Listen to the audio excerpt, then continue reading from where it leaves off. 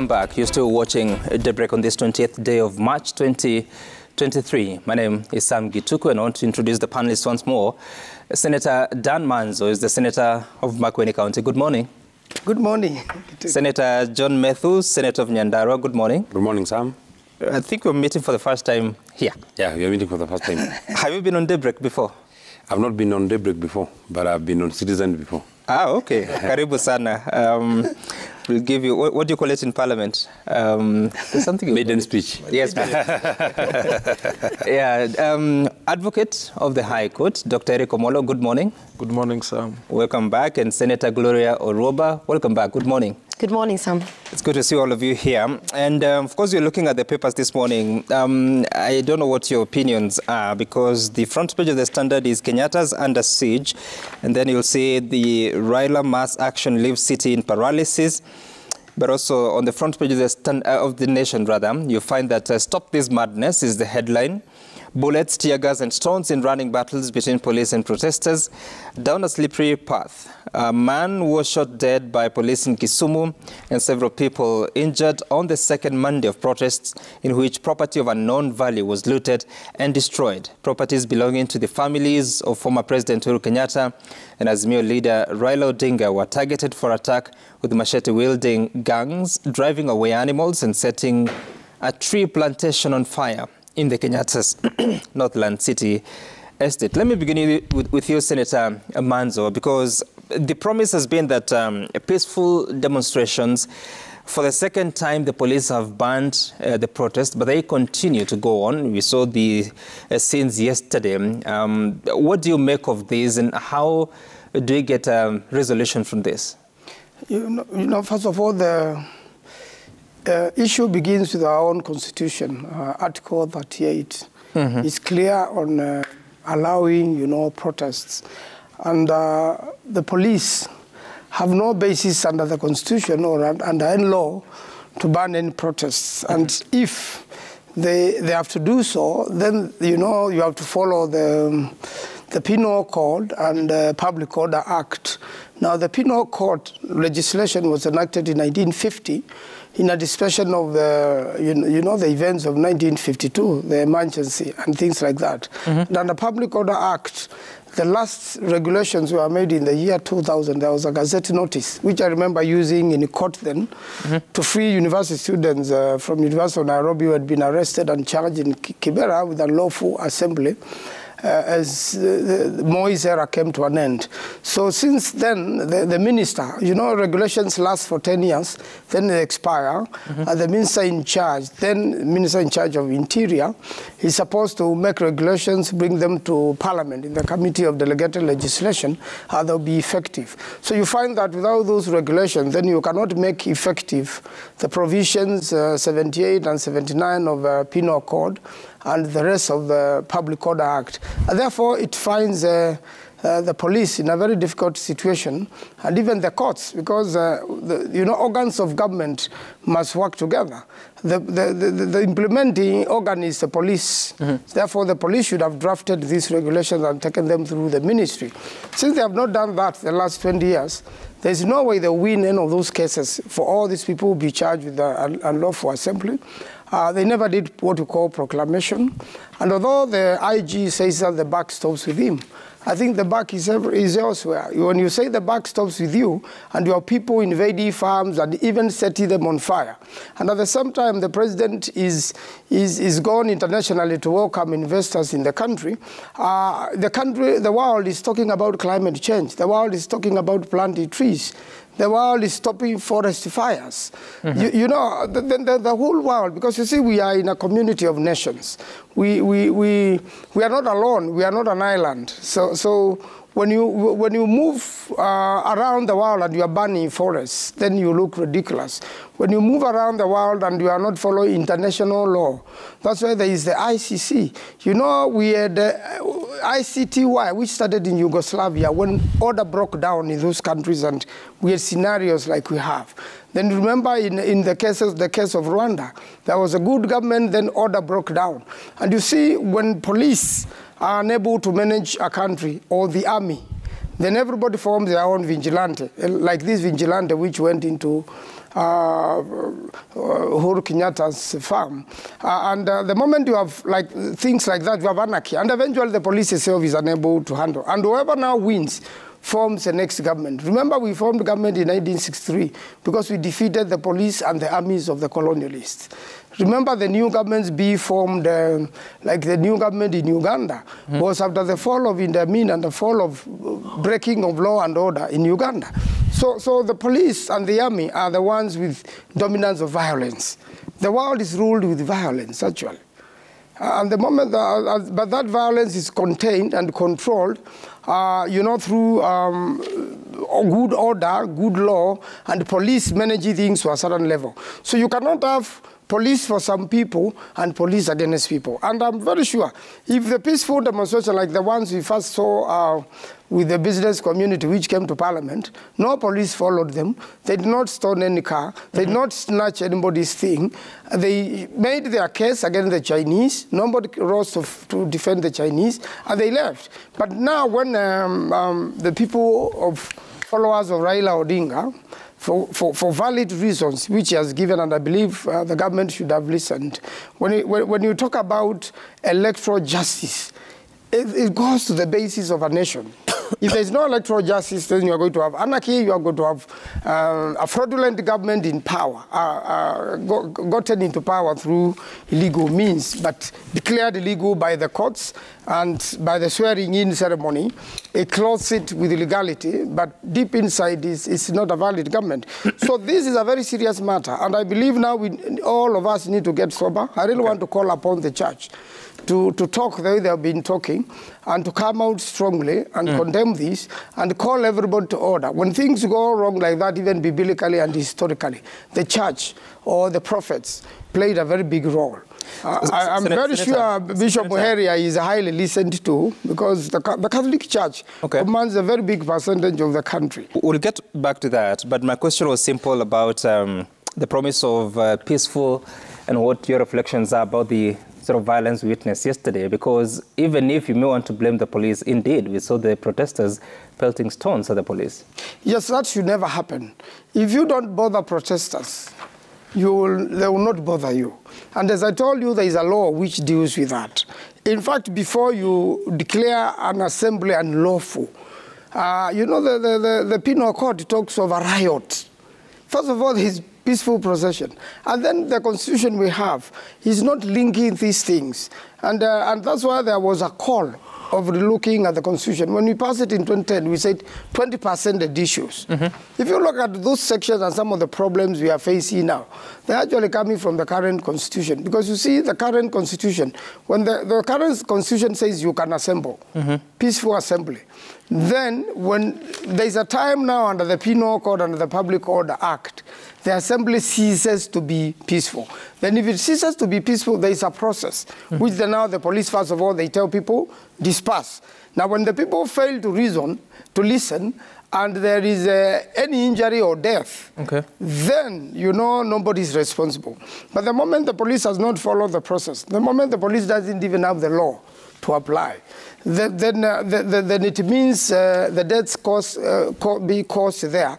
If we are unable to handle the situation here, ICC can handle, just like ICTY in Yugoslavia and I hear you. And Arusha. So it means you cannot, even if you break the law completely here and destroy people and arm people, and then it means somebody internationally is watching. Sometimes they can be invited by international community, or they can invite themselves. The prosecutor of ICC can invite themselves here. I hear you, but I don't know whether we are at that point yet. Senator Mathew, what do you make of the events yesterday and where we go from here? Because if the opposition has to continue with the protest, because they've said they'll be back on Thursday, how then do you contain this in a manner that brings peace in the country?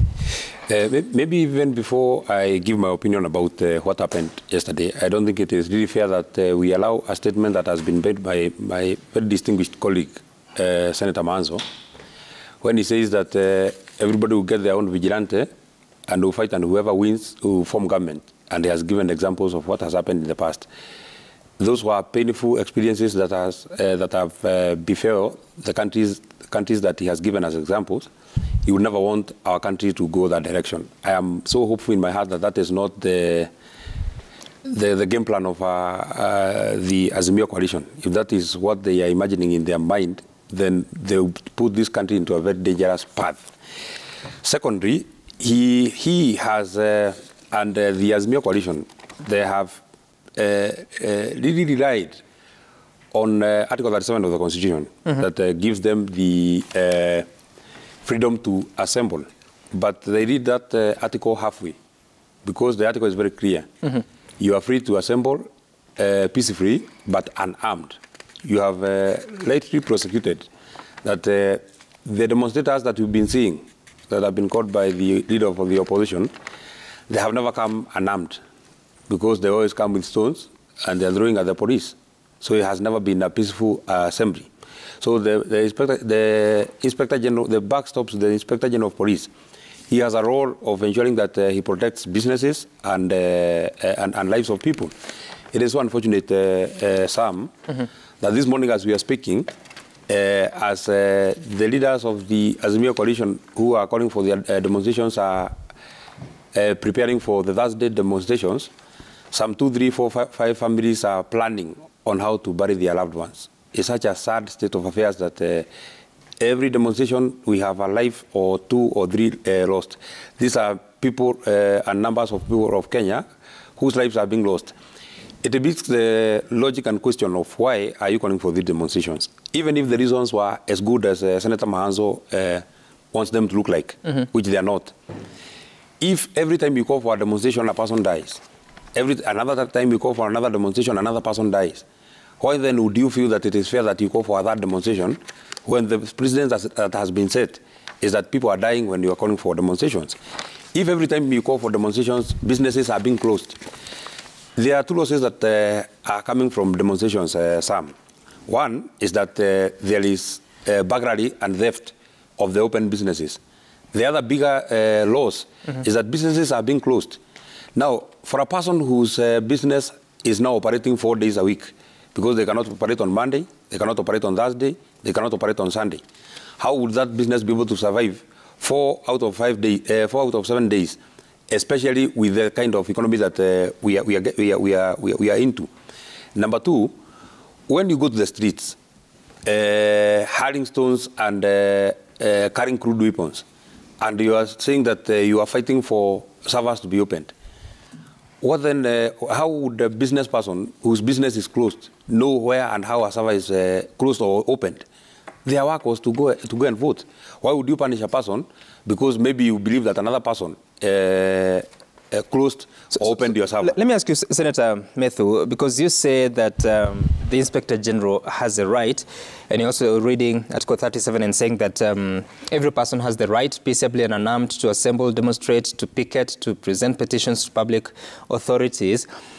When you have those in the police service declaring an organized demonstration illegal, is it a misunderstanding or is it prejudice, or what's leading to these decisions, including what you listened to the Inspector General speaking about, in what sounds quite political for such an office?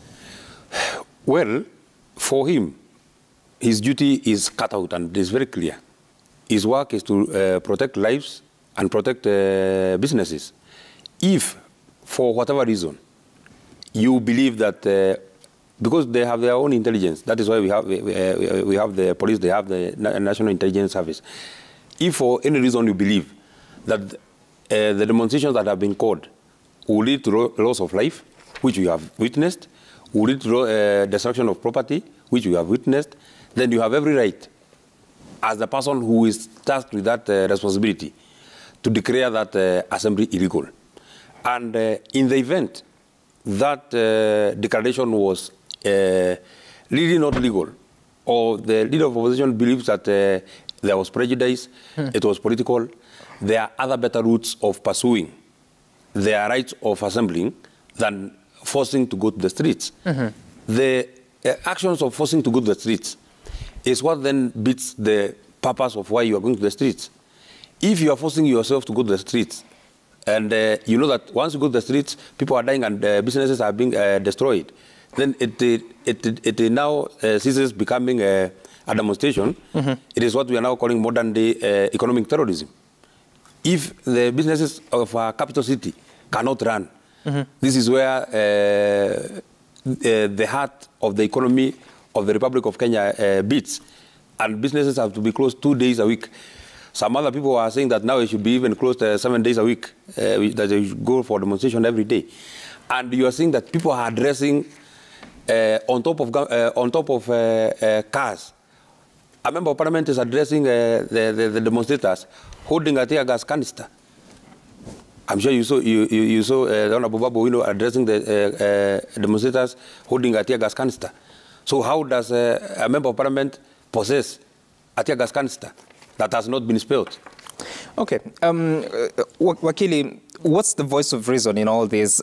Because like the nation captures it, stop this madness. It has to stop at some point. It has to, and it must stop. And I think we must call both political divides to order.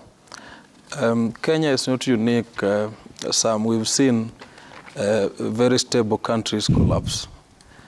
Normally it starts with institutional capture, and then it goes into destruction of private property. Then it goes to systematic violation of human rights, and of course trying to justify it based on your version of the story.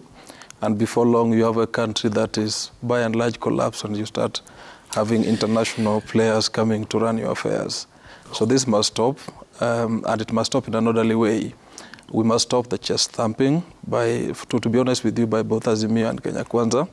And they must realize, including the 3 senators here, that they have the privilege to lead us, but that doesn't mean that they can extend it to mislead us. Very good examples of what happened yesterday. One, there's no way a police commissioner can purport to delegitimize or declare illegal a public assembly or a rally. First, because it's not unique to Kenya. I mean, even yesterday, and I think today, people are demonstrating in Germany over totally different things like transport. Yesterday, they were demonstrating in Venezuela about, I think, teachers' pay. And of course, we know stories about France and I hope you remember that Netanyahu finally agreed to the demands of demonstrators in Israel. So there's nothing unique about demonstrations in Kenya, but importantly, they are guaranteed under the Constitution. And there are so many experts, if you talk to outside this room, who will tell you that the police in demonstrations in a democratic society like Kenya should play a facilitative role. In other words, they should be collaborating with the organizers of the demonstrations, agree on venues, agree on places to go, and agree on the timings. And this should give or take about 3-4 hours. And the demonstrators shall have expressed their opinion, and they will be heard. 2, because I also think we need to stop pretending that things are not bad. You may want to countenance Azimio's grievances, but the fact is they are able to shut down many parts of this country, including the capital city. So if we are for economic progress, and if you are for economic progress by the people down there that you call hustlers, then surely you must be sensitive to the fact that your opponents are able to shut down major business operations just by mere threat of demonstration, even if they don't get to the city center. And that's enough reason to talk. And finally, I think it's important. What do you mean to talk? In terms of having a national conversation on the way forward. I think Senator Manzo talked about religious leaders coming here and there, but the bigger point is that the two political forces have to converse, because we are on an economic meltdown, and since the Azimio side is not going to back down, it makes sense to now start engaging them in a structured way. If you are in government, you don't engage in what I call reactionary negative force. You don't counter violence with violence, because eventually you're the loser. You're the one who needs tax to be able to service your operations. You're the one who needs tax to be able to do infrastructure and pay your services, pay your employees and all that. And of course, maintain national security. So if you engage in a reactionary negative force, then clearly you are the first to lose. Importantly, I want to highlight what happened in what they call the Kenyatta family farm and other properties. No, we'll get to that in detail. I want to link it. I was talking about state capture and collapse. To me, what stuck out was the clear evidence of command and control. There's no way a property of that size can be invaded for hours and you don't see one single police officer. That is clear evidence of command and control deliberately to facilitate the people who went there to primitively accumulate wealth by stealing livestock and things like that. So we must call our leaders to order, and I hope because relatively, except for my senior Senator Manzo, who served now, I think is doing his third term, the two senators, relatively young people, probably my age mates. There's no reason why they want to waste their 5 years in Parliament over negative energy fighting over political forces that they can order. And I'm sure they can talk to Mr. Odinga, they can talk to the president. No point abusing each other. Okay, all right. We'll go back to the conversation around the attack on properties of Raila Odinga and the family of Uhuru Kenyatta. But Senator Oroba, as you listen and as you continue to have these conversations, I mean, there are so many challenges in this country, including some that you've been championing. But how do we deal with this issue? Because if Azimio have issues that they want addressed, however convincing they may be or not, what is the best route? If they insist that they want to demonstrate, they insist they continue to give notifications that are being declined by the police? You know, Sam, I like that question because I was just thinking to myself, Azimio has quite a number of legislators and elected leaders, and none of them have been seen in Parliament to propose any kind of bill, any kind of amendment in form of the maybe budgetary allocation or a solution to what they are terming is the biggest problem that this government is having. I have not seen any senator, I have not seen any National Assembly member of Parliament going to the floor of the House to say that, yes, now the electricity has gone up, or this and this has gone up, and this is my proposal in terms of legislation, because we have the tools. Because as legislators, that is what we are expected to do. Outside of advocacy, which is also part of our work, we are supposed to actually come up with solutions through amendments, through bills, through proposals, through some level of engagement with government. And I haven't seen any of these Azimio legislators attempt to do that. What I have seen is a lot of, let me say, incitement to violence. And you know, every time someone says Article 37, Article 37, Article 37 is not devoid of my rights. So you cannot come to me, threaten my safety, threaten my peace, threaten my freedom of movement, threaten my existence, my mere existence as a Kenyan, and quote Article 37.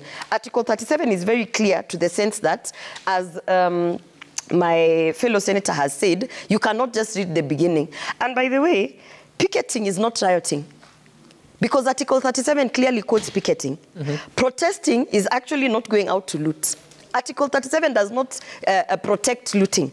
Petitioning is not destruction of property. What we have seen every single time that these people have claimed to go for Maandamano is that we have seen destruction of property, we have seen disruption of peace, we have seen a lot of violence, we have not seen picketing and protesting. Those are not the things that we are witnessing. Look at page 2 of The Nation. Look at page 2 of the Nation. Tell me whether you see picketing. Tell me whether you see peaceful demonstrations. No. So, you know, you can't keep quoting and hiding behind Article 37, yet we are clearly told that Article 37 does not exist for you to threaten my life, my peace, my freedom of movement. People cannot move from one place to another because apparently they are demonstrators. So already, just by the mere fact that you could not leave your house in 52, in Dagoretti, and go to city center, there is no, already in itself, it's illegal because you have actually obstructed my freedom of movement. So at the end of the day, you cannot hide behind Article 37. But Senator, let me ask you this, because I saw some images of the events in, was it Mlango Kubwa? And you see the protesters on one side, the police on the other side. The police are here to stop them from moving into, out of that area into the city. So where does it begin? The police are not there to stop them from moving. The police are there to keep the peace. I'm talking about what I saw. And of course, it is following the orders of the Inspector General who decided that the demonstrations were illegal. So how do you control that? Because it appears that those citizens, as long as the police presence is there and as long as there's a declaration that the demonstrations are illegal, that kind of a violent exchange will happen. First of all, you cannot ask a police officer to watch you as you destroy property. It can never be. That is not the country we live in. You don't expect that you will be there throwing stones to destroy property, to threaten people's lives, and then you want the police officer to aid you. That's never going to happen. And you know, throw stones if they are not it's stopped. not about thinking. But this same media house has said that even their journalists were attacked. I'm asking you. So, I mean, at the end of the day, we had a lot of violence. Events that we saw yesterday, and I'm asking you this. Do you think if the police are not there to stop the protesters, do you think there would be violence? Can I pose the same question? Do you think if Azimio actually did not go to the streets to purport to actually demonstrate, and yet they are putting violence, do you think we would be sitting here discussing the state of the nation, discussing this madness must stop? We would not. So now answer my question. We would not. Because at the end of the day, if you're going to have an aggressor, and for me, I'm actually even just being nice by saying an aggressor. For me, I feel if you're going to have terrorists going to the streets, then there is no way we will sit and say Article 37. Because the same government is supposed to ensure that those who are not interested in those maandamanos are kept safe. Those who are not interested in destruction of property, their property is actually safeguarded. And I know you're going to ask me about what we saw in the alleged properties of the former President Kenyatta. Do you know, for me, my analysis is this. We all know who is sponsoring this violence. We all know. Nobody needs to go and tell you that there's a receipt here or that there's this there. We all know who is sponsoring the violence. Who is that? We know that Uhuru Kenyatta is sponsoring this violence. How do you know that? We know that. I'm telling you. We know that. Senator. And by the... No, you have asked me and I've answered. And I'm asking you how you know that. Yeah, because I know. Because as a Kenyan and as a citizen living in this country... How does this sponsor? You know I'm not living in a bubble. I'm not living somewhere in a dark room. I am living in this country. And I am also, you cannot say that I am not subjected to the events that are occurring. And what we are saying is, by the time you have thousands of Kenyans coming out and saying, okay, the person who's aiding the destruction of property, this has to come to an end. You know, it's so strange that the papers today have reported that the destruction of property in Uhuru Kenyatta's farm or whatever land, and the destruction of property in Raila Odinga. Last Monday, these same papers did not write and list for me the destruction of properties of Kenyans. Actual Kenyans, Raia, who lost their property in the maandamano that Azimio pulled. I did not see that reported. So are we saying some people are more Kenyan than others? Why can't we have the list? Senator, there was not even a... Just allow me to finish because I listened to you, Manzo.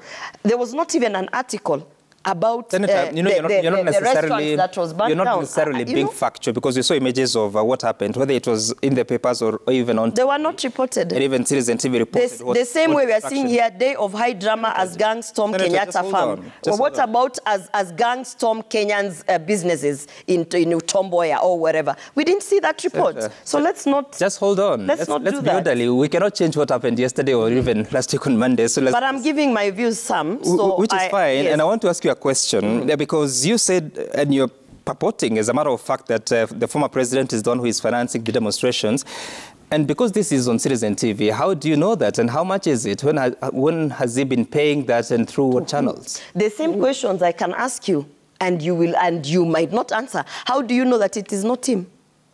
No, we cannot argue like that here, Senator. No, you know, you want to call me to account, yet yes. Even the media houses do not want to be called to account.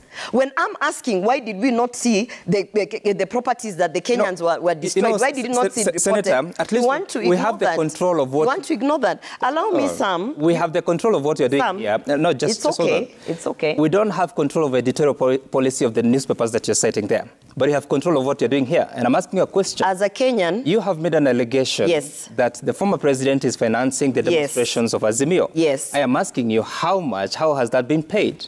I am telling you that is my opinion based on my facts, living in this country, based on thousands of other Kenyans who are watching and observing. And you know, you can put me to account the same way I'm trying to put you to account and nobody's answering. The same way Senator, I don't know who said that there was a legislator who was holding a tear gas canister. Winnie Odinga was sitting on top of her vehicle holding bullets, right? purporting that those bullets are bullets that she collected. We know that she goes to gun, what do you call those places for shooting? She was holding bullets and videos were being spread. So who are we going to hold to account? Are we just going to pretend that we are going to only hold the government and these particular people to account? And yet you Senator, cannot tell me where someone is holding bullets and inciting people saying, look at these bullets and showing videos. So, you know, if it's being held to account, we start from why are people on the streets? Okay. All right. Yes. Senator, I hear you. And of course, I have to say here that those are the views of Senator Gloria Oroben in Norway, the views of Citizen TV. And of course, we will hold them to account. For those that are here, those that are not here, they don't have the right of reply. And we dissociate ourselves from those sentiments. We take a short break here. When we come back, we'll be speaking about what transpired yesterday and how to resolve it at a time that so much is going wrong. After the break.